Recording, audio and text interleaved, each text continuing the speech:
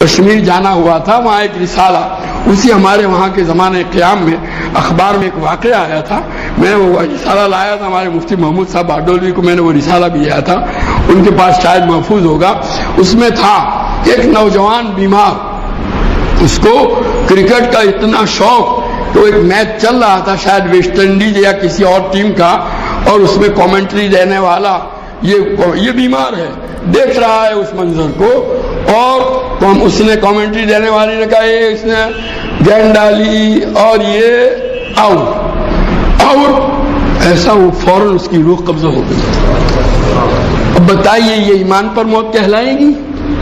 اس موت کو ایمان پر موت کہا جائے گا؟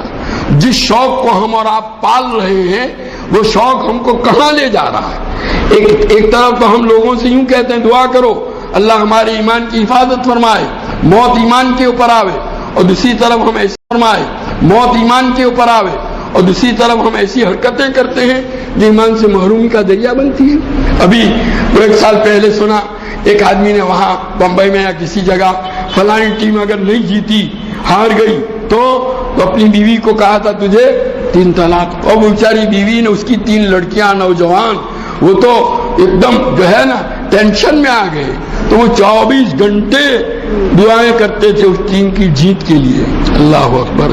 یہ کیا حماقتیں ہیں اور کیا جنون اور پاگل پن ہے، کہاں پہنچا دیا ان شوقوں نے ہم کو۔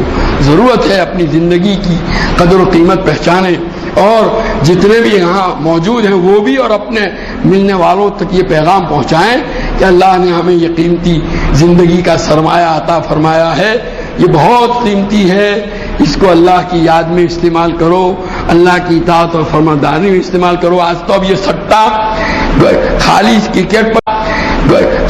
کرکٹ پر سٹہ دوسرے لوگ کھیلتے تو بھی اس کا دیکھنا اور سننا اور اس کا میں حصہ لینا جائز نہیں تھا، اب تو خود ہی سٹے کھیل رہے ہیں۔ اور تو یہ بھی سنا کہ عورتیں تک سٹہ کھیلتی ہیں، اب اس سٹے کے نتیجے میں جو آمدنی ہوگی کیا وہ حلال ہے؟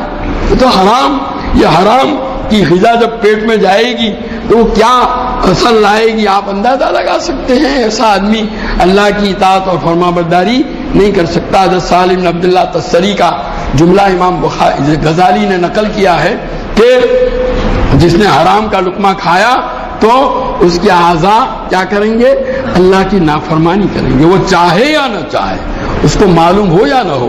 اب یہ سٹے کے نتیجے میں جو رقم آئے گی گھر کے اندر وہ حرام، اور اس حرام کی وجہ سے جو غذائیں کھائی جائے گی اس کے کیا اثرات مرتب ہوں گے۔ اب یہ سب چیزیں ہیں، اب ایک مسلمان کو کیا یہ چیزیں زیب دیتی ہیں؟ ضرور ہیں، ان کو چاہیے کہ وہ اپنا علاج کریں اور اس برائی سے اپنے آپ کو نکالیں۔ جس طرح آپ نے اس میں دلچسپی لی اور دلچسپی لیتے رہے، بار بار دلچسپی لینے کی وجہ سے یہ شوق آپ کی طبیعت پر اور آپ کی مزاج پر غالب آیا، اب اس دلچسپی سے آپ اپنے آپ کو دور کریں جبراً، تو دھیرے دھیرے ایک دن آئے گا کہ انشاءاللہ پھر یہ شوق بھی آپ کے دل سے نکل جائے گا۔ یہ تو اللہ کی رحمت سے دور کرنے والی چیز ہے، لعنت کی چیز ہے۔ اللہ میری آپ کی حفاظت فرمائے۔ تو ضرورت ہے کہ اس پیغام کو آپ بھی اب جو ہے سنجیدگی کے ساتھ عمل کی نیت سے سنیں، دوسرے اللہ کے بندوں تک بھی پہنچائیں، اور ان کو اس کی طرف متوجہ کریں کہ یہ زندگی کے ان قیمتی لمحات کو اس طرح ضائع اور برباد نہ کریں، اپنی صلاحیتوں کو۔ یہ زندگی جو ہے نا وہ تو بڑا قیمتی سرمایہ اور خام مال ہے، خام اس میٹر، یہ خام یعنی